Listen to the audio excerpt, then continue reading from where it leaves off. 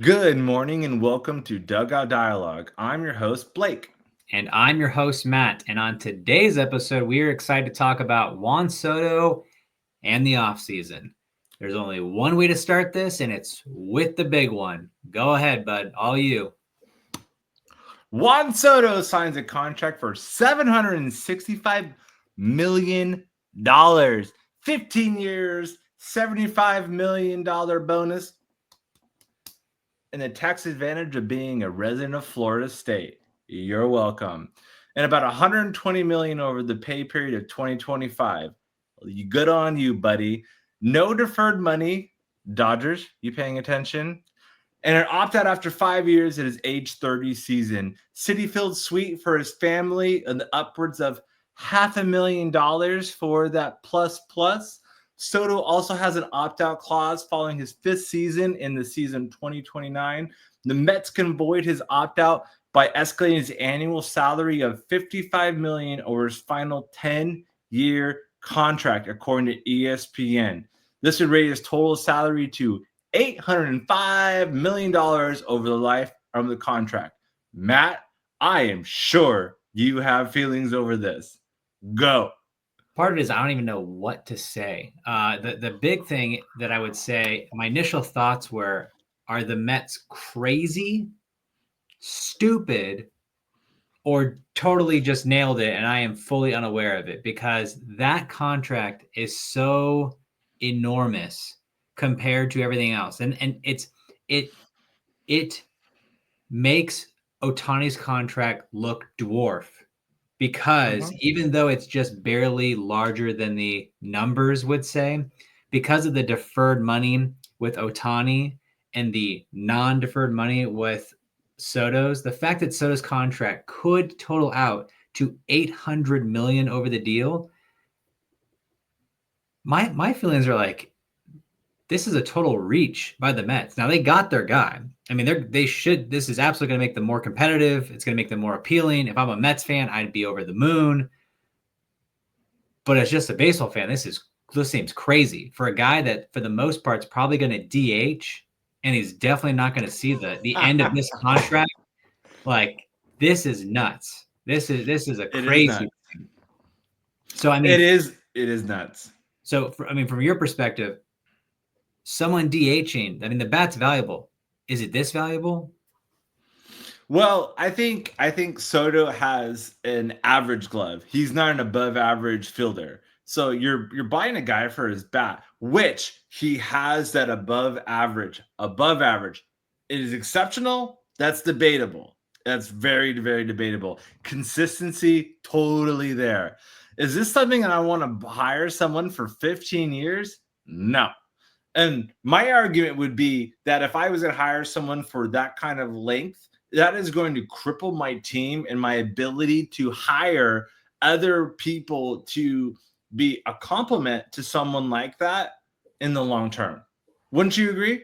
I agree. I mean, I would add on to that and say the whole baseball world was hating the Dodgers, that they were the evil empire, and how could they be doing what they're doing? That sentiment's still there.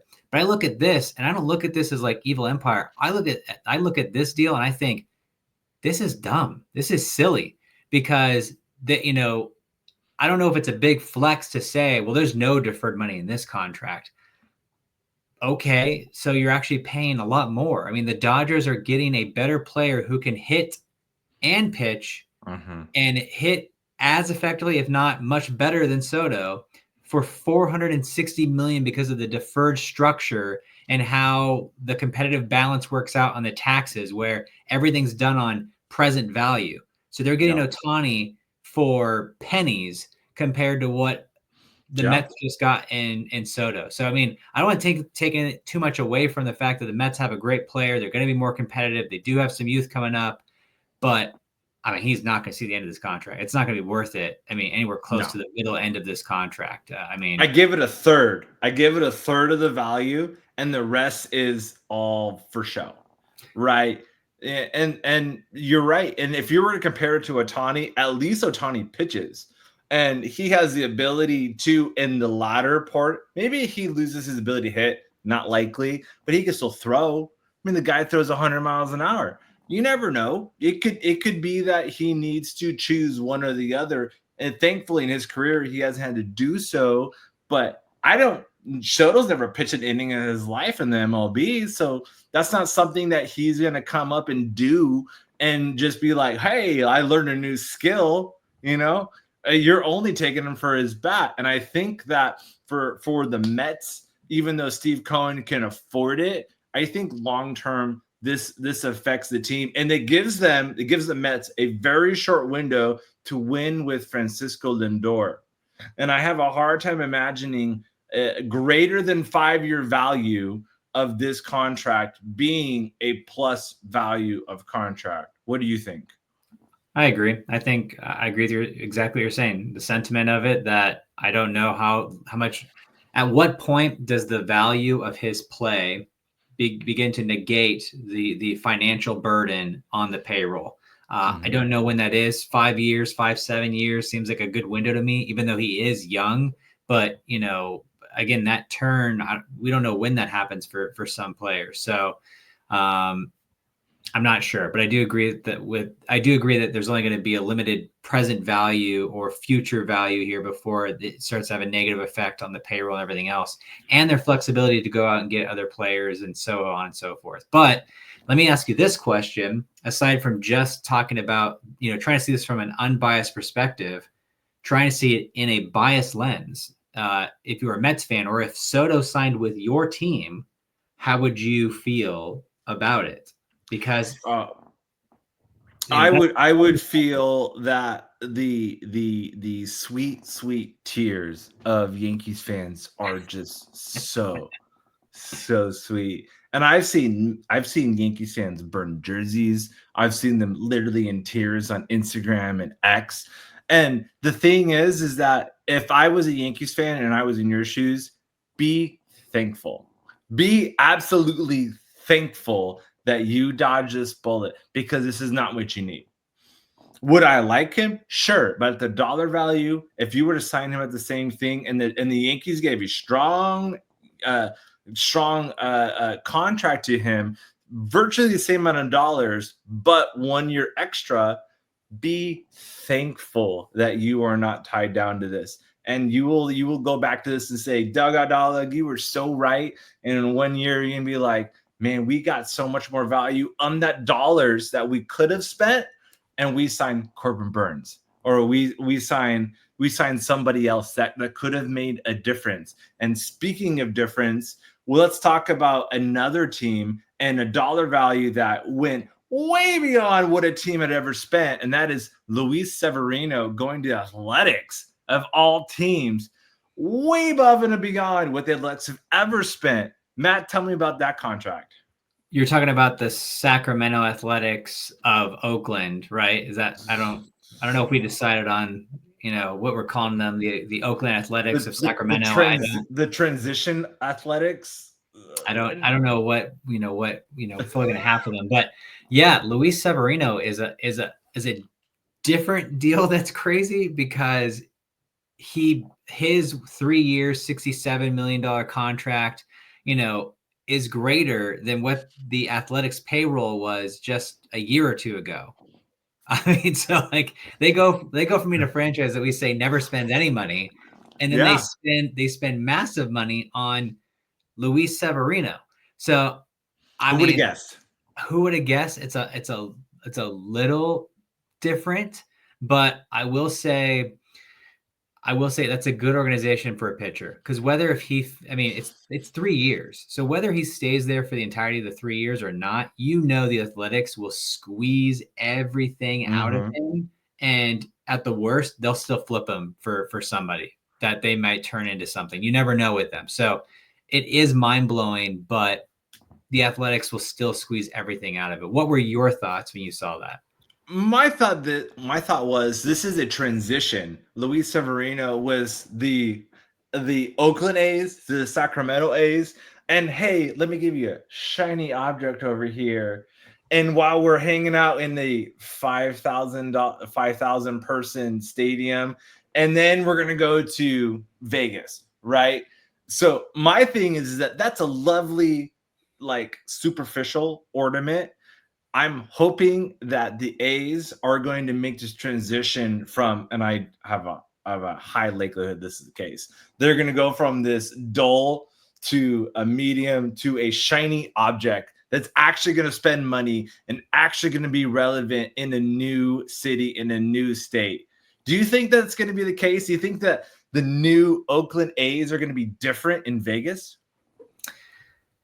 I mean, this might be a blockbuster for you because I have never spoken to about this, but do they even make it to Las Vegas? I don't believe they actually ever go to Las Vegas. Given the amount of money it's costing for that stadium, I think I last saw reports that the amount to finish or the amount proposed has increased by, I don't know, some like whatever, a couple $100 million, something like it's just, astronomically gotten that much more expensive every month that it doesn't get built. So I don't know they actually ever make it to Las Vegas. I think they either stay potentially in Sacramento or there's a change in ownership and maybe they go back to Oakland.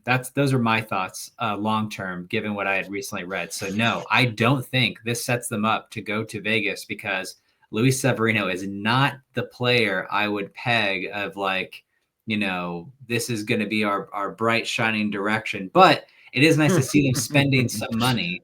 Hey, it's the largest contract ever. And they've had multiple Giambis, they've had Barry Zito. They've had great players come through there. And this is the largest contract?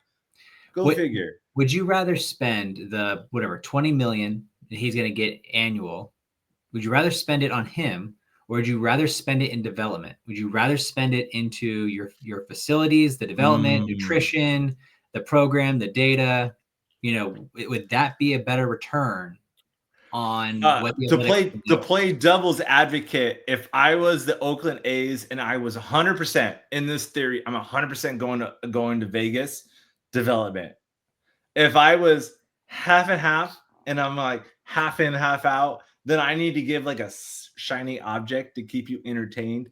This makes a lot of sense. My hope and my prayer is that they're the Oakland Athletics. Is that what I think is going to happen? No, I think that they're going to go to Vegas, and it's been historically shown that going to Vegas is economically sound as an owner, and this ownership group cares about the dollars and cents. They're not all that interested in the personnel. So that's kind of my thoughts on it. But shifting to the other side of the bay, and we're going to Giants, we got Willy Adames signing the largest San Francisco Giants contract. What's up with that, Matt? I'm gonna peg that it's just the time of age, right? That like, I guess finances have just increased, right? We have inflation. That's what I'll charge it to. It just continues to rise. And also he does play a premium position. He does play shortstop. Although there were talks that maybe he could sign with the team and play third base or something else or move to second, but he plays shortstop. And I mean, the old guard is gone. Like it is. Crawford is no longer there. Like he was a staple. Oh, their studs are no longer there, so they need to bring in some new blood. And Willy Adames is, good for him, and he's really turned his career around. I mean, he kind of was a top prospect with the Rays, and kind of was like so. Then he gets dealt to the Brewers, and really becomes a staple in their lineup, and turns it into this. So, yep. Great stadium, cool environment. This is a solid spot for him. And just unique situation all around, but it's good for them. That left side of the diamond, he will make up offensively for what Matt Chapman has kind of regressed in, but Matt will make up for the defense of part of that where Adames isn't so strong defensively. What's funny about that is I saw a stat that he is, if you were to take his stats from last season, he's had more home runs than anyone else in the San Francisco Giants since the great Barry Bonds, which is isn't that wild? Yeah. You would think that, well, maybe not, because San Francisco is a giant behemoth of a stadium. It is massive. And when you see it in person, you'll see what I'm talking about. It is a huge stadium. And depending on the weather conditions, it gets even harder. It gets even harder to hit a home run there, depending on the weather. So my thing is that San Francisco, good for you for spending money. You got Buster Posey leading that charge, and he's the one signing everybody these days as the GM. Buster, good for you. I know you're a homie. I know you're a homer. And I respect the effort for signing someone like that. You need a few more moves to be competitive with these Dodgers because they spend a lot of money. But I see what you're doing, and I hope for more out of you. So in a transition, I'm going to ask Matt one last question before we move on to the spending problem in MLB. Matt, who signs first? Corbin Burns for the largest free agent contract other than someone named Blake Snell, or will it be Max Fried? Great question. I still think Burns is going to get a larger, more valuable contract than Fried. I think on name value, just slightly, because if you do look at his WHIP as well as his ERA the last 3 or 4 years, Burns has still been elite, but it has regressed each and every year. So I would assume that trend is going to continue again, regardless of where he signs, is that it's still going to be on a regression. But with Fried, even though Fried has equally been, elite, he's had more injury time away. No significant injuries, but at least he's spent time away that otherwise wasn't there. So I think Burns is still more valuable in that regard. But if reports are accurate that Max Fried could end up with the Red Sox or maybe even the Yankees, great addition. Great for either franchise wherever he goes. It'd be I think it'd probably be good regardless of where he goes. I mean, the monster would be a help to him in Boston. And I think Yankee Stadium wouldn't be that helpful to him at left field. It's a little bit better now, but he'd be familiar with it being in the same division. For sure. Either way, it'd be great situation. Before we do transition though, where do you think Burns ends up? Man, I put him in the category of Soto, of a team that's gonna overspend. My secret, and we're gonna talk about this in segment 2, where we talk about spending problem in the MLB, where you've got the Dodgers, Yankees, and Red Sox. I'm gonna give you a dark horse that I think that someone like the Houston Astros take a run at him. A team like that, and here you go. Maybe even the Seattle Mariners take a run at him, and then they trade one of their starting pitchers because they have a great starting rotation. But because they can trade from a place of strength, that they can do something like that. So if I was a betting man, where do I think they go? Man, that's a hard question, because they're going to go of a place of strength, and they're going to be in the top dollar. But my dark horse would be the Houston Astros. Oh, I think he's going to sound like the Angels, truthfully. I'm just kidding. Don't play with my heart. Don't play with my heart. And handcuff my franchise. Yeah.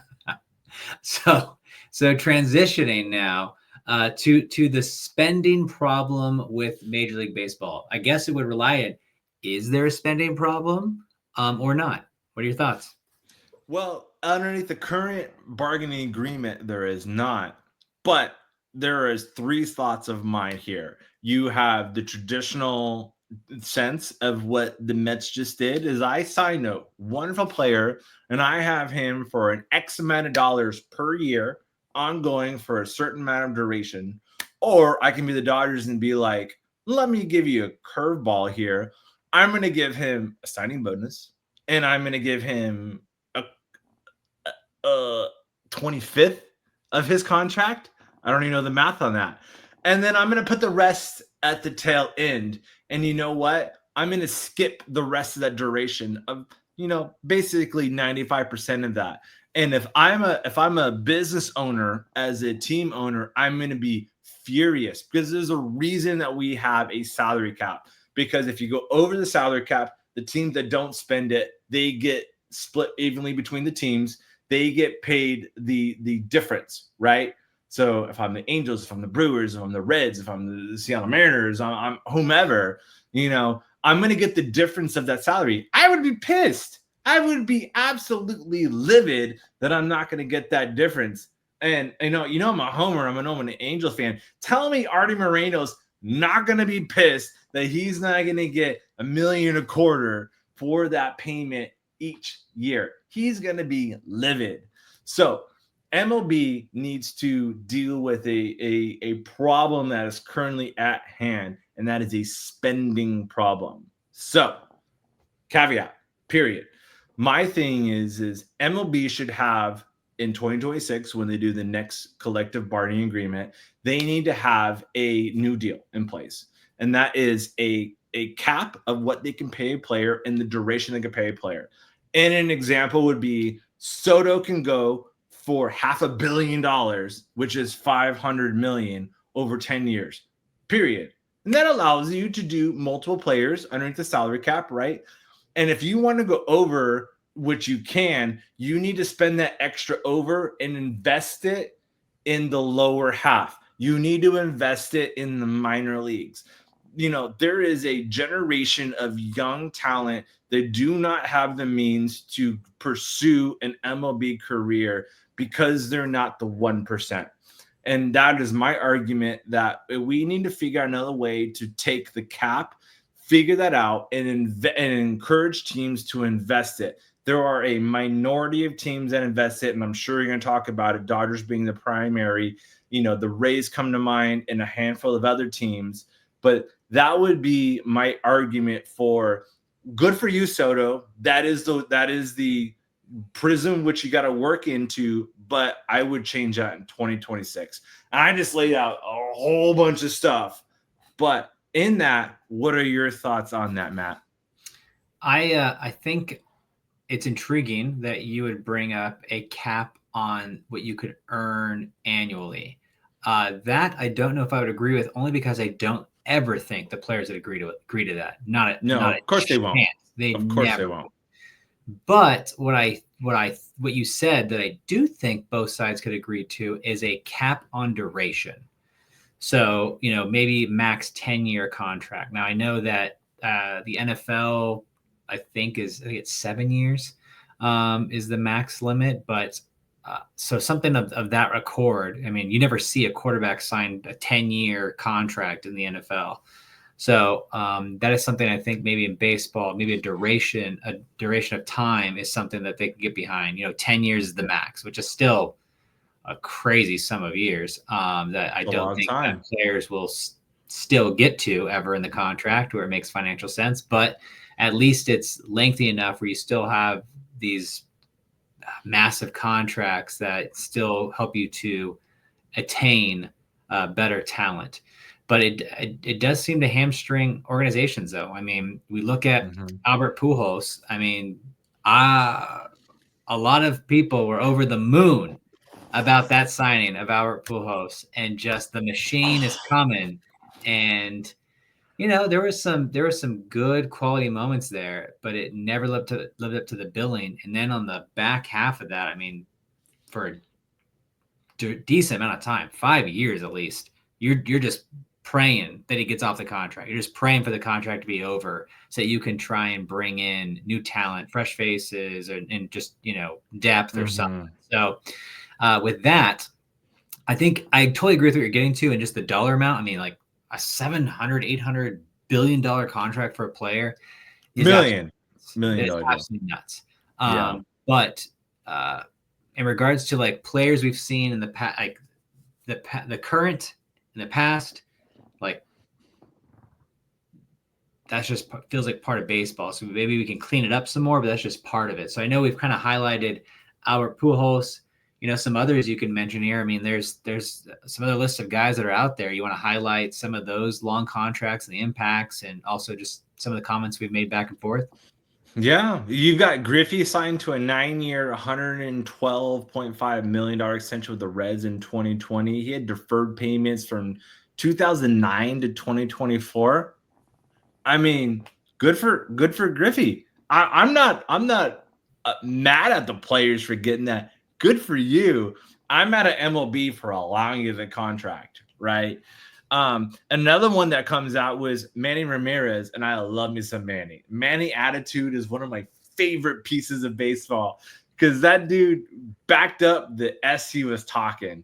And He's going to be paid through 2026. And another one is Matt Holliday, and he's got kids in the MLB these days who's being paid until 2029. Good for you, son. Let's go. Think about that. Think about that. His son is a stud in Baltimore system, and dad's still being paid and probably still making more than his son at Baltimore. I don't know for a fact. I haven't looked that up, but I just given the arbitration and what these guys go through, coming up through the system, I wouldn't be surprised if Matt Holliday is making more than his son on a deferred contract. Yeah, I wouldn't doubt it. And as we transition to what's coming up in the next few months, we've got the MLB draft coming up. And boy, is it interesting because you've got the Rockies and the Miami Marlins both at 22.45%, with my Halos coming at 17.96, Nationals at 10, Blue Jays at 7, Pittsburgh at 5, Cincinnati Reds, and then all of a sudden the Rangers at 2. My thing is that I think this speaks to our first segment of the haves and the have-nots finding their place in MLB. Do you think Rockies, Marlins, Angels, or Nationals get the first overall pick in this draft? Man, I feel like it has to be Colorado.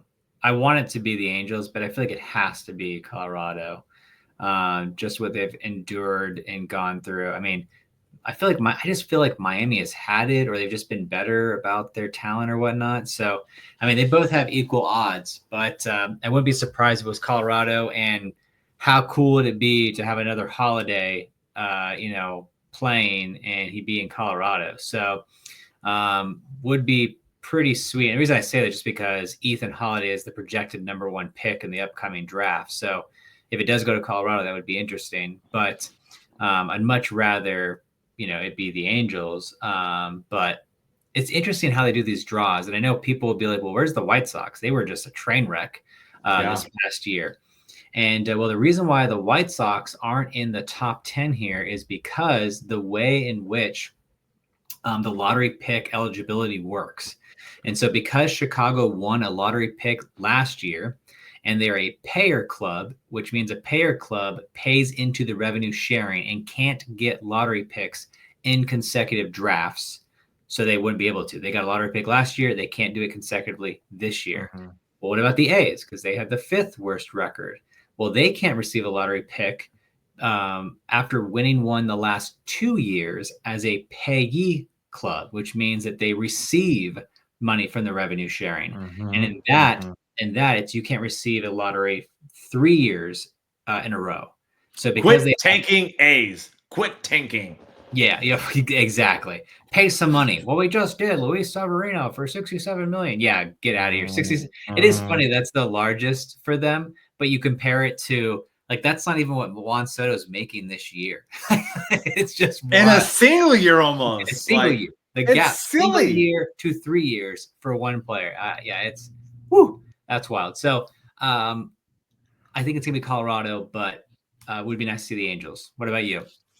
Well, as a homer, I'll pick the Angels, but it's a coin toss between the Rockies and the Marlins. And I'm rooting for the Rockies because the Rockies need a rebuild. Marlins have actually been fairly decent with the prospects they've had and done a good job of cultivating talent, which is something that the Rockies don't have and the Angels don't have, quite frankly.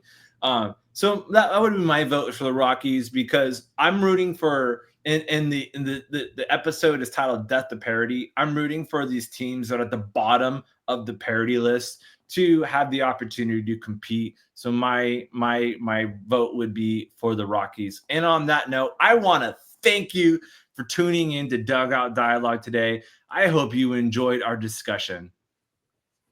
Do you have a question for Blake, for me? Because if you do, we can answer it here on the show. You can connect with us on all social media handles like X, Facebook, Instagram, and YouTube, or even by email at dugoutdialogue@gmail.com. Until next time, I'm your host, Matt. And I'm your co-host, Blake. Thank you for tuning in to Dugout Dialogue. I hope you enjoyed this episode. I'll talk to you later, amigo.